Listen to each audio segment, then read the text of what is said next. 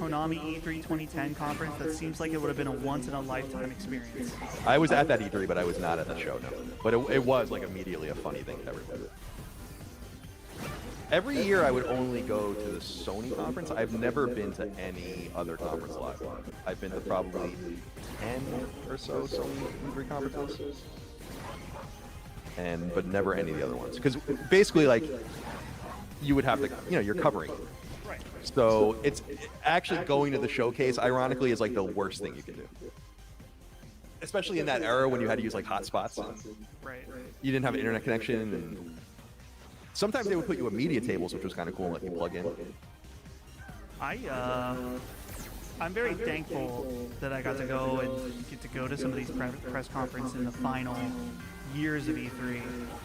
The most eye-opening thing during these was I remember going to the Xbox conference, I think my first year.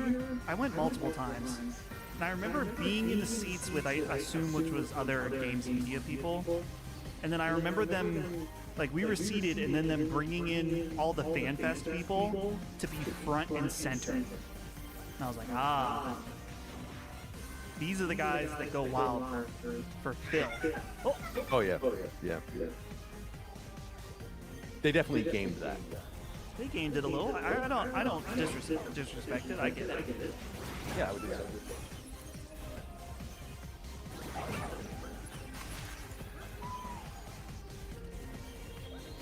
The only time I got to go to PlayStation was the last PlayStation one, the Last of Us 2 Church. That's kind of an iconic. That's an iconic one. Yeah, I'm in the stream on one of the in-between segments when they walked people from the Last of Us station to where they did the rest of the stuff. Dude, what am I doing? I'm like falling apart. I gotta take a break soon. Go ahead. You need a break? Keep talking. You need a break? Yeah, I'm gonna do one more. Okay, then. I'll just keep waxing poetic about my please. memories. What's funny about that last PlayStation one was that they had a really nice after-party thing where you could play Spider-Man. I met Destin Legary for the first time when I was waiting in line for Spider-Man. I think I met Brandon Jones, too. But they're having this after-party. In the area where they had the stage, they had, like, professional dancers doing, like, dance routines. And at one point, some of them were doing, like, kind of sexy, like, what's the word I'm looking, like some grinding going on. Gyrations. And I remember a PR person, like giving another PR person, like, we gotta cut this out. Like, it wasn't on a stream, it was after, but it was kind of like, they were like,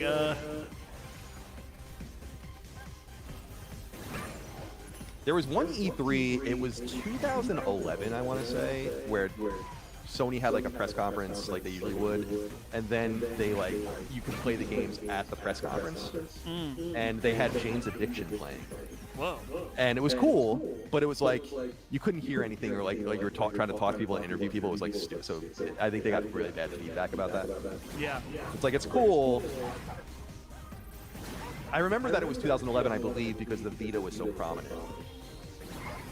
The one Bethesda conference I went to, the year prior, after the stream had ended, Blink-182 played.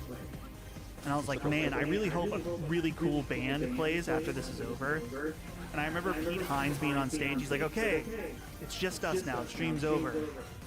So enjoy yourself, check everything out. And now I'm happy to introduce the Chainsmokers. I was like, fuck.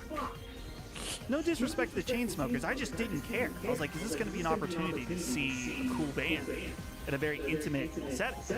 Right. But nothing will top the E3, the one EA Play, they had Migos as the band. And let me tell you, those guys were there to collect a paycheck. And R.I.P. in peace to one of the members of Migos. Oh, is one of them dead? One of them has unfortunately passed. But I think he was killed. R.I.P. Crime, so yeah, not good.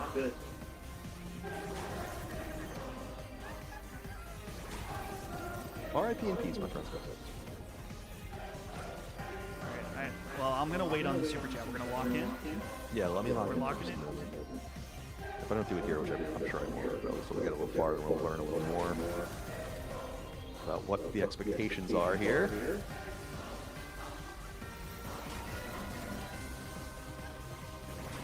Oh, see, like, so that one doesn't stop shooting. Interesting.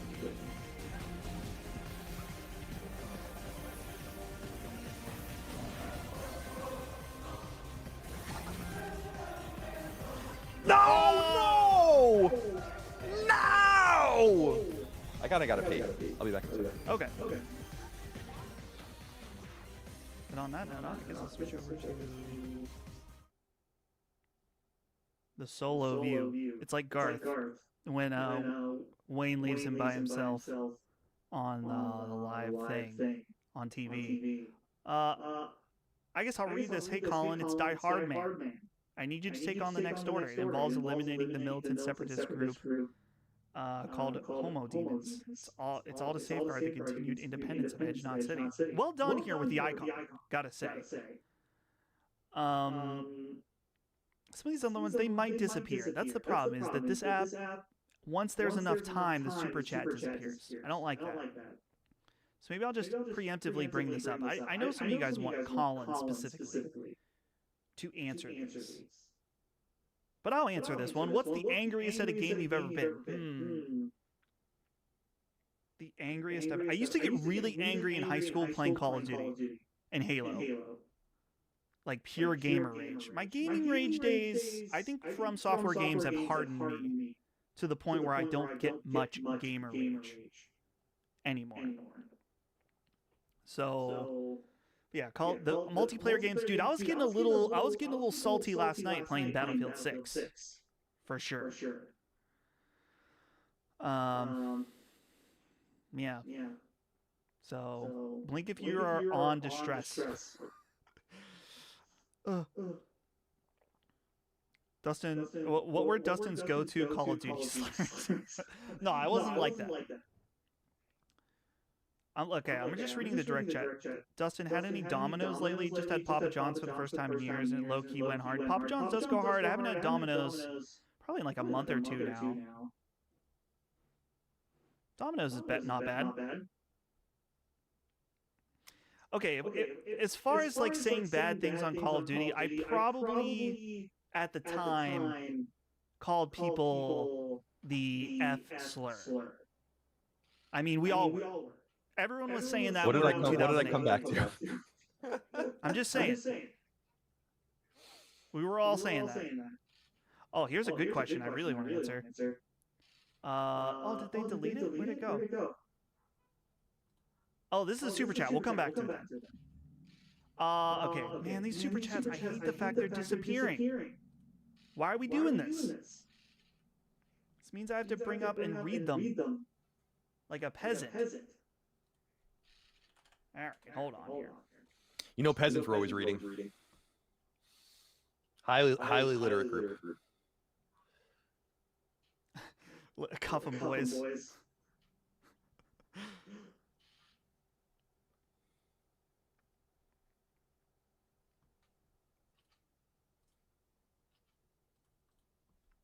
All right, let's bring up these super chats because they're disappearing, so I have to read them.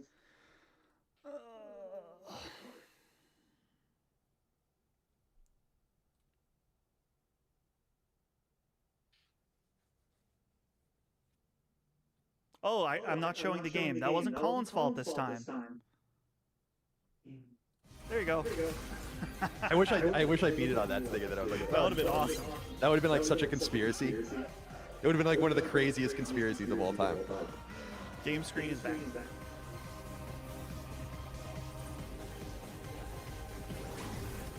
Dude, that would have been so funny. I wish that happened.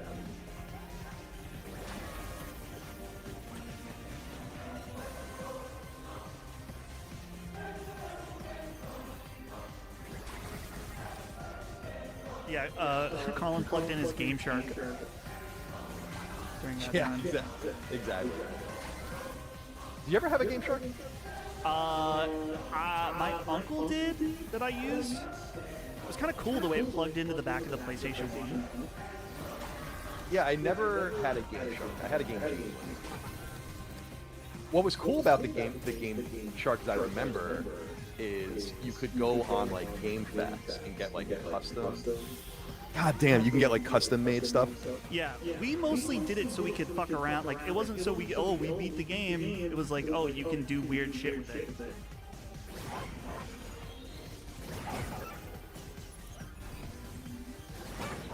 Game Genie was like a revelation itself. Like, I fucking. The thing about Game Genie though is like you were kind of like you had the book that came with it. Yeah. And so like I don't know what I have to actually look like. I'm not sure what they did with new games if they released like new.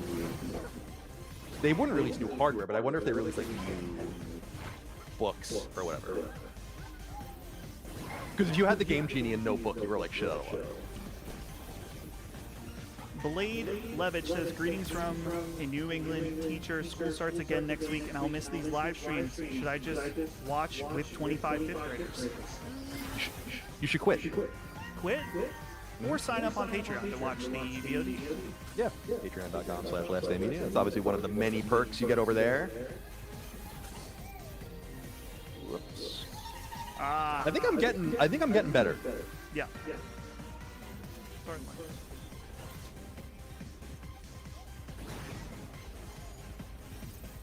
Clue Bell asks, Colin, do you know the work of Tim Rogers, formerly of Kotaku? Yeah, I know him. He made a game that I liked. What was it called?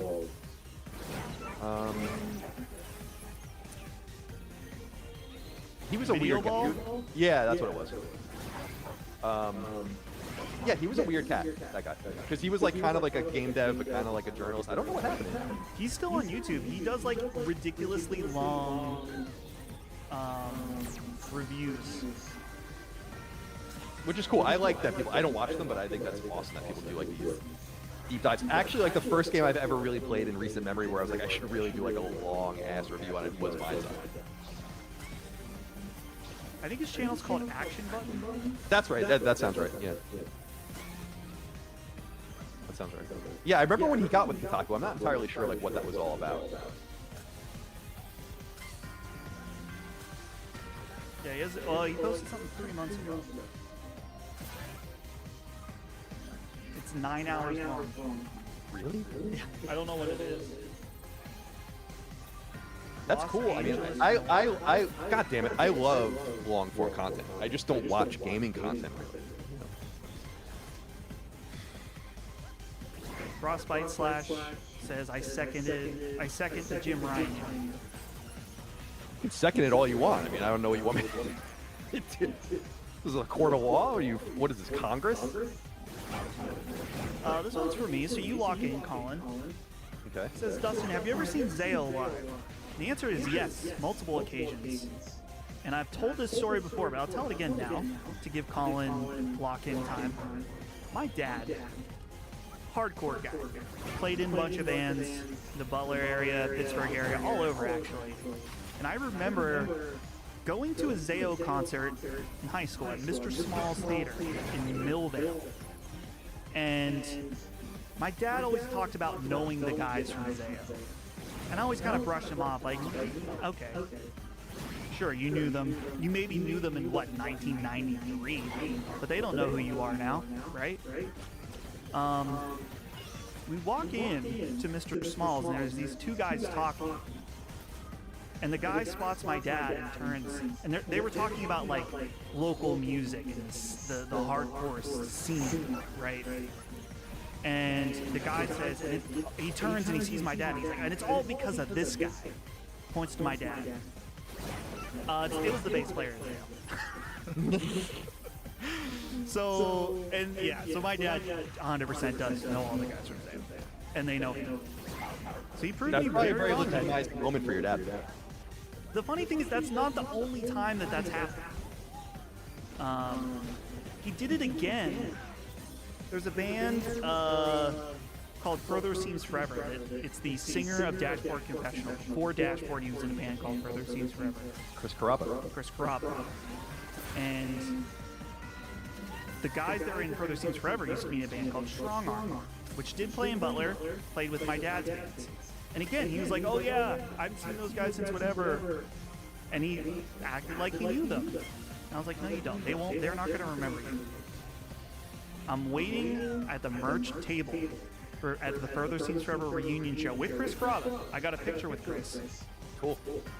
And the other guys in the band were like, yo, Trav, what's up, man? That must have been so exciting for your dad. Just in front of his son, it's probably like a very... Yeah, absolutely.